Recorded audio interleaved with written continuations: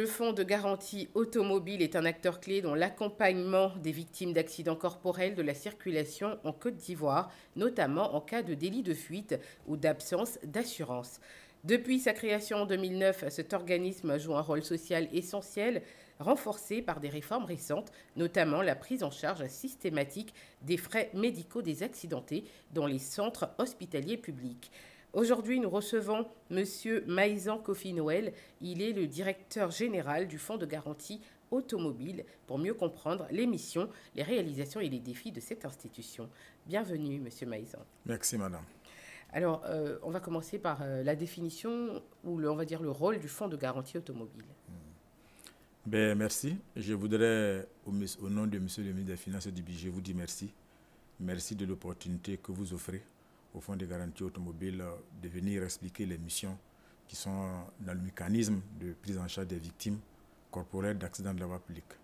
En fait, le Fonds de garantie automobile est une entreprise assurantielle qui a un caractère particulier d'utilité publique. Le caractère particulier, parce que quand on parle d'un organisme d'assurantiel, on peut a priori estimer que c'est une compagnie d'assurance classique, donc qui vend des polices d'assurance. Mais il n'en est pas question. La particularité de notre activité, c'est que nous intervenons dans la prise en charge des victimes corporelles d'accidents de la voie publique pour deux cas. Je dois dire que c'est la mission traditionnelle. Lorsqu'il y a un délit de fuite ou bien lorsqu'il y a un défaut d'assurance. Le délit de fuite, c'est quand un usager de la voie publique est auteur d'accident de la voie publique et qu'il prend la fuite. Le deuxième cas de figure, c'est le défaut d'assurance. Un usager qui doit avoir obligatoirement une police d'assurance à jour, parce qu'il faut rappeler que la loi de 89 consacre l'obligation d'assurance. Donc, il peut avoir des assurances obligatoires, c'est le cas des polices d'assurance. Donc, l'usager doit être à jour d'une police d'assurance, mais il se trouve qu'un certain nombre de nos concitoyens ne se prémunissent pas de police d'assurance et qui sont usagers de la voie publique. Et quand ils sont auteurs d'accidents de la voie publique, il y a un défaut d'assurance. Mais pourquoi on prend l'assurance ? C'est pour qu'en cas de sinistre, l'assurance, la garantie puisse prendre en charge la victime. À partir du moment où il n'y a pas d'assurance, la victime, manifestement, ne peut pas être prise en charge. Et dans ce cas de figure, l'État, de concert avec les compagnies d'assurance qui pratiquent la branche automobile, ont mis en place cet instrument. Je voudrais rappeler que cet instrument, le Fonds de garantie automobile, est l'émanation du législateur communautaire CIMA. La CIMA, c'est la conférence interafricaine des marchés d'assurance. 16 pays, donc, qui constituent ce marché-là, ont encouragé les États à mettre en place ce dispositif-là pour qu'un certain nombre de victimes ne soient pas laissées pour compte. Donc voilà les missions essentielles du Fonds de garantie automobile. Alors vous avez un tout petit peu anticipé sur la question qui arrivait, c'est quelles sont les circonstances qui ont mené à la création de cette institution ? C'est ce que j'ai indiqué. Le législateur communautaire a estimé qu'il était à un moment donné, parce qu'avant la mise en place de cette structure, ces deux victimes que j'ai évoquées là n'ont aucune couverture. Lorsque vous êtes victime d'accident de la voie publique en cas de délit de fuite ou en cas de défaut d'assurance, avant la mise en place des fonds, il n'y a aucun dispositif qui vous permette de prendre en charge. Donc c'est comme ça que l'État, dans le cadre de la collaboration communautaire avec le marché CIMA, ont estimé qu'il fallait mettre en place ce dispositif-là. Donc les États, donc la Côte d'Ivoire, ayant ratifié ce traité-là, a donc mis en place, a créé donc le Fonds de garantie automobile en 2009. Et comme je l'ai indiqué tantôt, les activités concrètes ont commencé en 2010.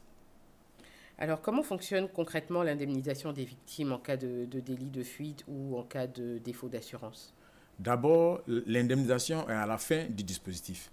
Parce que lorsqu'un accident survient, ce n'est pas tout de suite l'indemnisation qu'on entrevoit. Lorsqu'un accident survient, la première étape à faire, c'est la prise en charge. Parce qu'un accident peut faire naître des séquelles, il peut avoir des blessures. Donc, dans ce cas de figure, dans ces deux types de figures que j'ai indiqués, lorsqu'un accidenté de la voie publique survient et qu'elle est éligible chez nous, pour qu'elle soit éligible, il y a donc un mécanisme, parce que la porte d'entrée de notre processus de prise en charge d'abord et ensuite d'indemnisation, c'est un constat, parce que c'est le constat qui apporte la preuve matérielle de l'existence d'un accident. Lorsque vous êtes auteur d'accident de la voie publique et qu'à partir du constat, nous nous rendons compte qu'il s'agit d'un délit de fuite ou bien un défaut d'assurance, la victime nous saisit, soit à travers notre bureau, nos bureaux, ou bien soit à travers nos bureaux relais. Je voudrais rappeler que dans le cadre de la prise en charge de ce dispositif-là, le FGA est installé dans l'ensemble des CHU.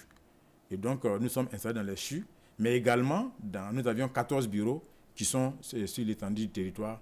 Dans le cadre de la mise en œuvre de l'expansion, nous sommes en train de nous installer dans les 31 régions sanitaires de la Côte d'Ivoire. Donc, lorsque vous êtes impliqué dans l'accident, à travers le constat, si vous êtes éligible chez nous, nous vous prenons d'abord en charge au plan médical. Parce que l'accident peut ouvrir droit à des blessures. Donc, notre dispositif vous prend en charge au plan médical. Donc, vous êtes traité, vous êtes soigné, jusqu'à ce qu'on réalise que vous êtes guéri. Donc, vous arrivez à consolidation. Et la consolidation est constatée par un médecin expert que nous avions, donc qui travaille de concert avec le Fonds de garantie automobile, qui apporte la preuve que l'accident qui est né est maintenant à terme, puisque à la consolidation. Après la consolidation, naît maintenant l'indemnisation.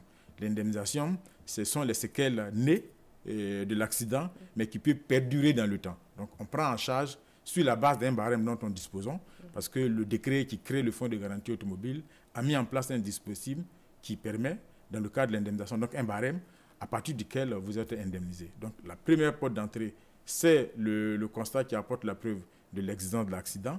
Lorsque vous êtes éligible dans notre dispositif, vous êtes pris en charge au plan médical. Et ensuite, la phase terminale, c'est la phase de l'indemnisation, soit pour vous-même ou bien pour votre ayant droit. Les ayants droit, ce sont une victime, parce qu'un accident peut survenir et puis la victime peut décéder.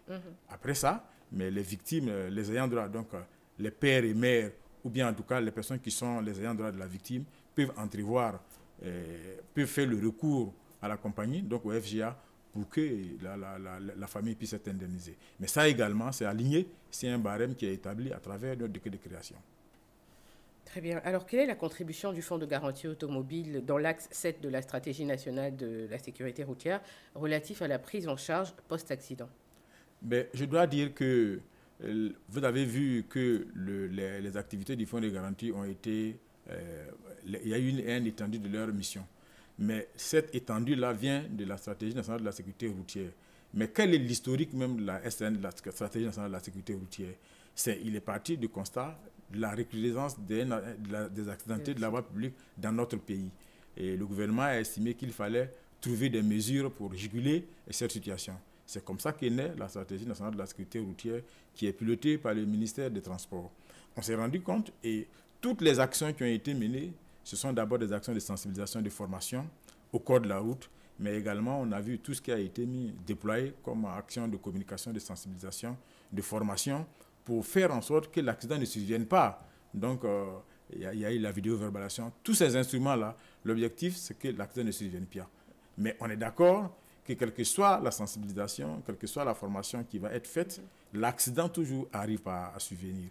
Et donc, dans le cadre de le prolongement de cette réflexion, on a dit, mais il y aura forcément des accidents. Quand l'accident arrive, qu'est-ce qu'on fait? Quel est le diagnostic que nous avions fait? Le diagnostic qui a été fait, c'est que quand l'accident arrive et que les victimes se retrouvent dans les CHU ou dans les CHR, le problème auquel on est confronté, c'est le manque de prise en charge avec célérité. Parce que les experts vous diront, quand une victime arrive dans un CHU ou dans un CHR, lorsqu'elle est prise en charge, ça amenuise les séquelles et on a la chance que la victime ne décède pas. Mais on s'est rendu compte que la prise en charge n'est pas faite avec célérité.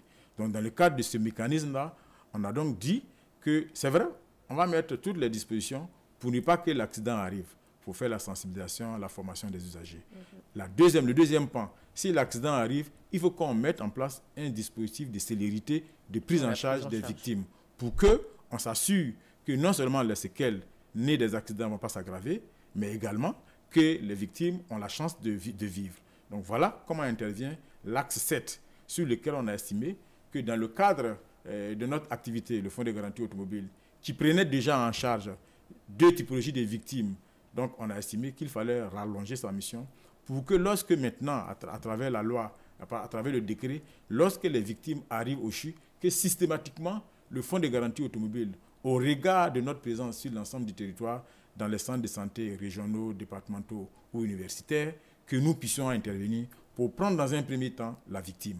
Quitte à ce que, comme je l'ai indiqué tout à l'heure, le constat arrive en seconde position. Le constat arrive pour apporter la preuve de qui est l'auteur. Parce que quand il y a un accident de la voie publique, vous devrez retenir qu'il y a toujours quelqu'un qui paye.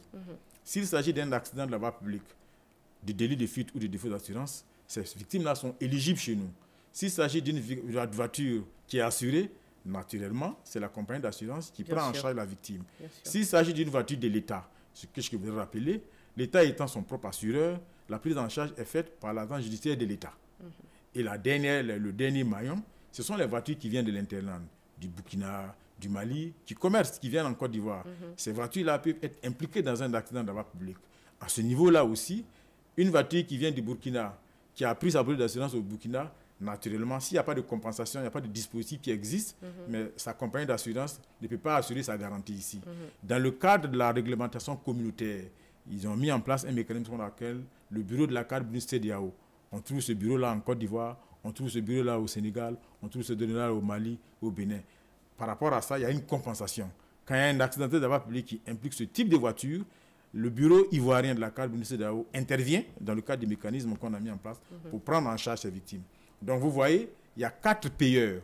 Soit c'est le fonds de garantie automobile, soit c'est l'État, soit c'est les compagnies d'assurance, ou bien ce sont les compagnies et la carte CEDEAO. Donc ce sont les acteurs qui interviennent dans le flux de la prise en charge des victimes corporelles d'accidents de la voie publique. Alors quels sont les défis rencontrés dans la mise en œuvre de cette prise en charge systématique? Les défis sont immenses. D'abord, je pense qu'en élargissant notre champ d'action, l'objectif, c'est de faire en sorte qu'on ait une couverture la plus rapide possible et la plus optimale possible. La vision et la volonté de l'État, et comme je le dis, c'est de permettre à ses concitoyens de ne pas être sur le bas-côté. C'est faire en sorte qu'on arrive à prendre avec célérité, avec promptitude ces victimes et qu'on ait les moyens de la prise en charge de ces victimes-là. Donc les défis, c'est le défi de la prise en charge avec célérité parce que c'est là même le nœud. Parce que le diagnostic environnemental qui a été fait, le diagnostic situationnel, c'est qu'on s'est rendu compte qu'on peut faire toutes les sensibilisations, mais quand l'accident survient, si on ne prend pas en charge les victimes, surtout avec célérité, mais les victimes ont le temps d'avoir l'aggravation de leurs séquelles et bien même d'en mourir. Donc l'un des défis majeurs pour nous, c'est de faire aujourd'hui de notre organisation pour nous permettre d'être le plus prompt possible à prendre en charge ces victimes. Sur la base de ça, dans le cadre de notre organisation actuelle, au regard de l'extension de nos activités, nous sommes en train de créer un centre d'appel pour que toutes les victimes, d'où qu'elles viennent, sur l'ensemble du territoire, puissent avoir l'information réelle au regard du maillage territorial que nous allons faire. Aujourd'hui, nous sommes installés à Abidjan, nous sommes à Bouaké, nous sommes à Yamoussoukro, nous sommes à Korogo, nous sommes à San Pedro, nous serons à Daloa, nous serons à Man, nous serons à Duekwe parce qu'on a 5 bureaux à ouvrir pour l'année budgétaire 2025. Mais notre objectif, c'est de faire en sorte qu'à terme, nous soyons sur l'ensemble du territoire national. Fort de cela, nous sommes en train de travailler avec le ministère de la Santé pour d'abord faire une cartographie de l'ensemble des instruments. Parce qu'on peut bien vouloir être dans un environnement, mais si la victime arrive et que le plateau technique n'est pas adapté, n'est pas adéquat pour prendre en charge la victime, ça ne sert à rien que nous nous installons là-bas. Donc nous sommes dans le cadre de la collaboration qu'on a avec le ministère de la Santé, d'identifier l'ensemble des structures qui ont un plateau technique sur l'ensemble du territoire et mettre le mécanisme de prise en charge, j'allais dire systématique, du Fonds de garantie automobile. Et quelles seront les conséquences concrètes pour les accidentés de la route dans ce cas-là? Non, il n'y a pas de conséquences. Au contraire, aujourd'hui, comme je l'ai dit, l'État veille à ce qu'aucune victime ne soit laissée pour compte. Donc, il faudra, comme nous allons effectivement communiquer largement sur le mode opératoire, pour dire lorsqu'un accident arrive, la porte d'entrée, d'abord, la première chose qu'il va falloir faire, et ça, il faut sensibiliser les Ivoiriens sur cette question, parce qu'on peut estimer qu'il y a un accident dans la voie publique, et parce que le chauffeur a pris la fuite, qu'on ne fait pas de constat. Non. Si vous ne faites pas de constat, nous, Fonds de garantie automobile, on n'a aucun moyen d'apporter la preuve de l'existence d'un accident dans la voie publique. Parce que un usager, une personne, peut monter sur un arbre, il peut tomber, il peut se fracturer la main et se présenter dans notre dispositif pour les victimes d'accidents dans la voie publique. À partir du moment où il n'y a pas de balise. La balise, pour nous, c'est le constat. Le constat apporte la preuve de l'existence de l'accident. Donc vous travaillez étroitement avec la police alors? Tout à fait. Nous avions une convention de collaboration avec et la police et la gendarmerie, mais également l'ensemble des centres hospitaliers régionaux et départementaux autour desquels nous travaillons. Mieux, nous avions une convention. Si nous nous installons au CHU de Cocody, nous contractons, nous mettons en place un dispositif de collaboration avec tout ce qui est pharmacie dans l'environ. Parce que l'objectif, c'est de faire en sorte qu'il n'y ait pas une rupture dans le cadre de la prise en charge des victimes. Il peut arriver qu'il y ait un accident, un de nos accidentés, il peut manquer de médicaments et ne pas avoir les moyens de prendre de prise en charge. Sur la base de la convention, quand une de nos victimes arrive, elle va dans un centre de santé, pardon, un CHU dans le rayon, mais elle est servie gratuitement sur la base de la convention. Et chaque mois, nous faisons le point avec ces pharmacies-là pour payer ce qu'ils nous doivent. Mieux, nous avions aussi une convention de collaboration avec la banque de sang pour dire que toutes les victimes qui sont éligibles, du moins qui sont dans notre dispositif, s'il y a un problème de sang, sans attendre, on les prend en charge. C'est la même chose avec le matériel de synthèse. Nous avions contracté avec un ensemble de structures qui mettent à disposition avec célérité le matériel de synthèse en cas d'accident et qui nécessite une opération où on ferait appel à un matériel de synthèse. Donc c'est vraiment un flux qui est nettement identifié, qui est totalement maîtrisé. Très bien, alors on va faire une petite pause, Monsieur Maïza, on revient tout de suite après. D'accord.